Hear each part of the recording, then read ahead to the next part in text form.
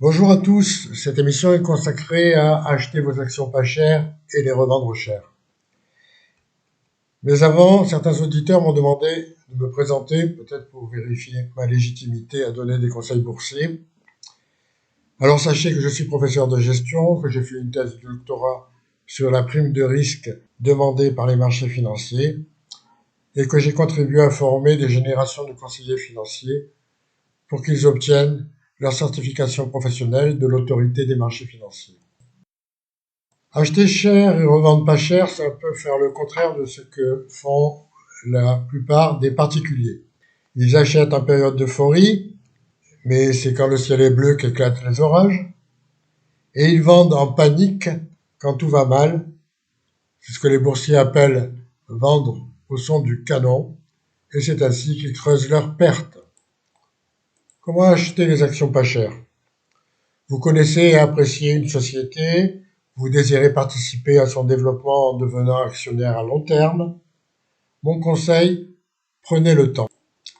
Vérifiez sur un site d'information boursière ou sur le site de la société si elle a une rubrique actionnaire, si la société fait des bénéfices. Si elle n'en fait pas, restez à l'écart. Si c'est une société qui s'adresse directement au consommateur final, on dit des sociétés B2C, vérifiez la qualité-prix des prestations qu'elle fournit. Si vous aviez visité une personne âgée avant d'investir dans des sociétés de maisons de retraite, vous auriez évité de perdre 90% de la valeur de vos actions. Pendant ce temps, ouvrez et alimentez un PEA dans une banque en ligne. Attendez une baisse régulière de l'indice, par exemple de l'indice CAC 40, et une baisse de la valeur de l'action que vous visez. La tendance est votre ami. Mais si la baisse est plus rapide que celle du marché, évitez la société, on ne rattrape pas un couteau qui tombe.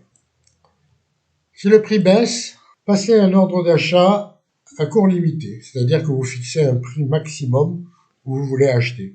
Par exemple, fixez un prix 3% au-dessus de la valeur actuelle de l'action. Et mettez une durée de validité égale au temps pendant lequel vous ne serez pas disponible pour vérifier l'évolution des cours. Par exemple, si on est dimanche et que vous vous intéresserez à votre portefeuille dimanche prochain, mettez une validité d'une semaine. Si votre ordre est exécuté, tant mieux. S'il n'est pas exécuté, attendre encore.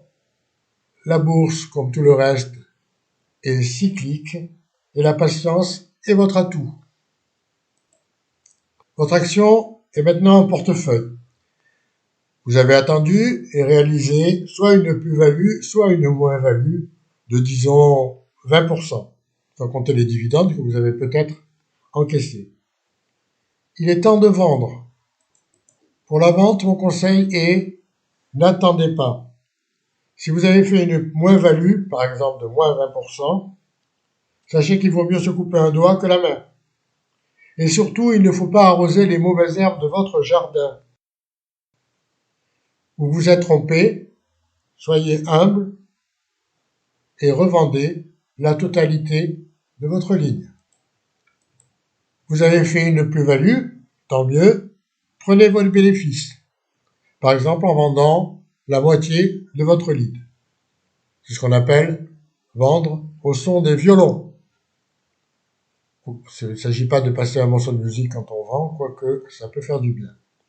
Là aussi, passez un ordre de vente à court limité en fixant une limite supérieure de 3% à la valeur actuelle.